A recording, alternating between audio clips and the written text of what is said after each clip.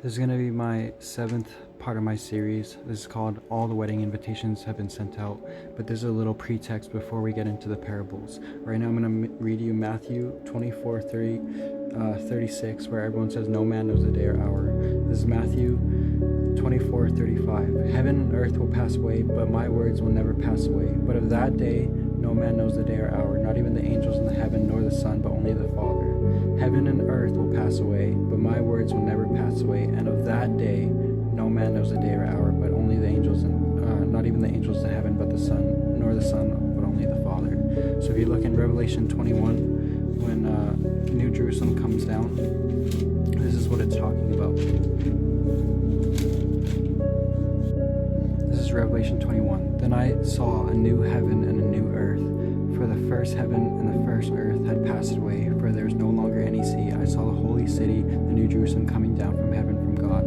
So no man knows the day or hour is not about the rapture. It's talking about when heaven and earth pass away. That is, no man knows the day or hour. It's not about the rapture.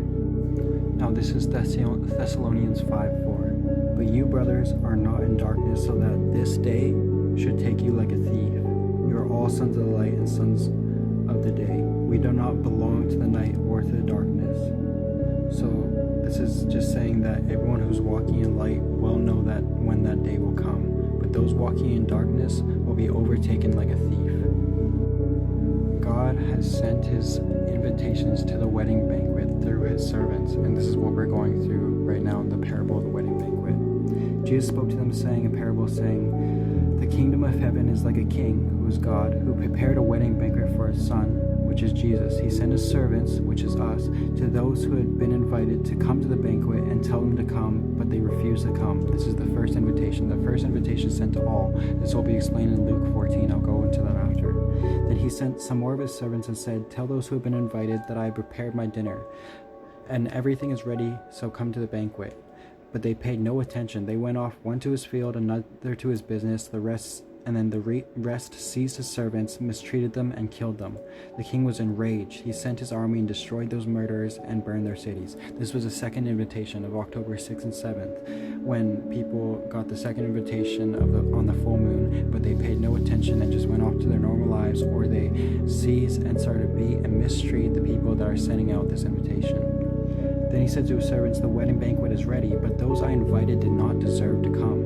Go to the street corners and invite to the banquet anyone you can find." So the servants went out to the streets and gathered all the people they could find, both good and bad. This will be explained in Luke 14. "And the wedding hall was filled with guests. But the king came in to see a guest, and he noticed that was wearing wedding clothes. 'Friend,' he asked, 'how did you get in here without wedding clothes?' The man was speechless. Then the man told the attendants to tie his hands and feet and throw him outside into darkness, where there will be weeping and gnashing of teeth, for many are invited, but few are chosen." This is Luke 14, the parable of the great banquet. When one of those at the table had heard this, he said to Jesus, "Blessed is the man who will eat at the feast in the kingdom of God." Jesus replied, "A certain man is preparing a banquet," the certain man is Jesus, "and invited many guests. By the time of the banquet he sent his servants to tell those who had been invited, 'Come, for everything is now ready.' But all alike they began to make excuses. 'I have just bought a field and I must go to see it.'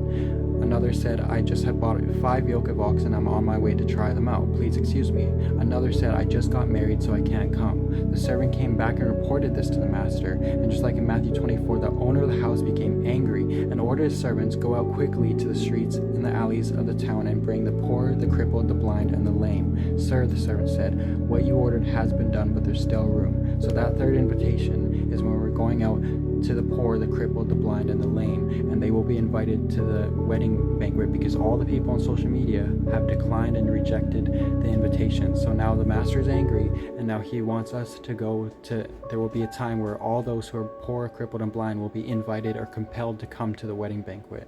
Then the master told his servants, "Go out to the roads and country lanes and make them come in, so that my house will be full. I tell you, not one of those men who were invited will get a taste of my banquet." So the people that were first who invited, who just went on just with their normal lives, or decided to beat and kill the servants sending out this message, will not get to taste this banquet.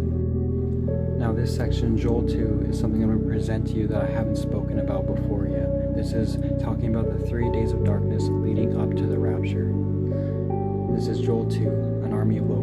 Blow the trumpet in Zion, sound the alarm in my holy hill.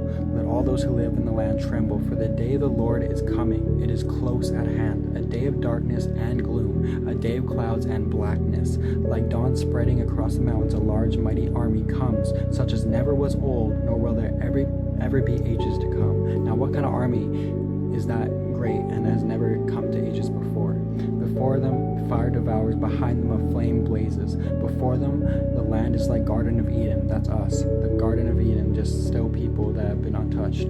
Behind them a desert waste, nothing escapes them, which would be the bottomless pit. They have appearances of horses, they gallop along Calvary with noises like chariots. They leap over mountains like crackling fire, consuming and trouble, like the mighty army drawn up. At the sight of them, nations are in anguish. Every face turns pale. They charge like warriors. They scale walls like soldiers. They all march in line, not swerving from each course. They do not jostle each other. Each marches straight ahead.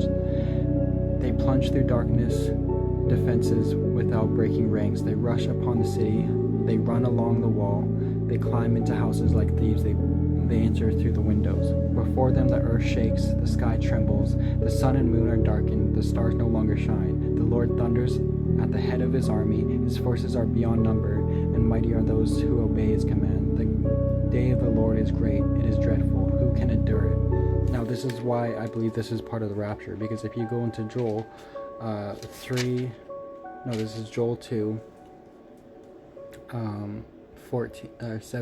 16. Joel 2:16.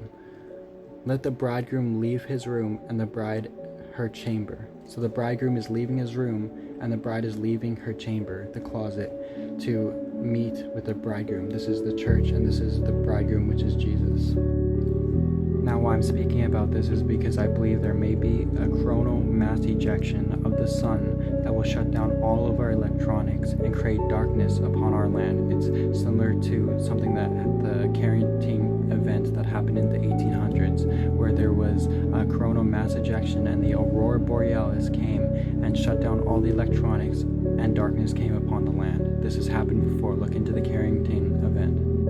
And this is in the same chapter. Joel 2 is the day of the Lord. And afterward I will pour out my spirit on all people. Your sons and daughters will prophesy. Your old men will dream dreams, and your young men will see visions. This is what has happened. This has been fulfilled.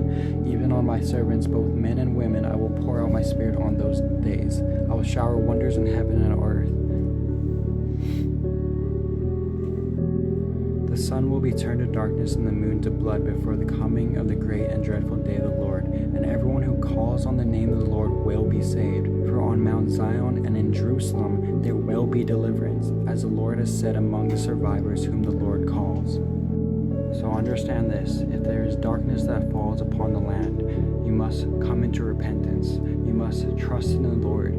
If for those who already know the Lord and already have the light within them, you will be a light to others, and you must spread that. Because the darkness, you must cover your windows, you must lock your doors, and this army could very possibly be a demonic army that is coming upon the land when the coming of the Lord is about to near.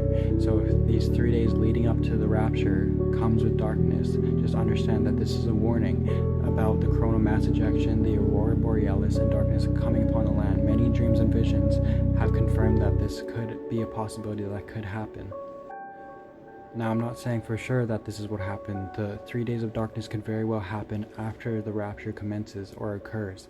But right now, the evidence is stacking up that this is something we may see in our lifetime. As we saw many servers just get shut down through Amazon and Snapchat, and I think they are leading us up to and gearing us up for what's about to come. Everything will be shut down. You will not be able to contact friends or family through the internet or electronics or even have lights. You will need to find natural sources of light to keep your house shining bright. So I just pray that those who have ears to hear and eyes to see, that they understand this message, and I pray for protection and love upon all of you, that Christ's love and Christ's peace upon all of you. God bless.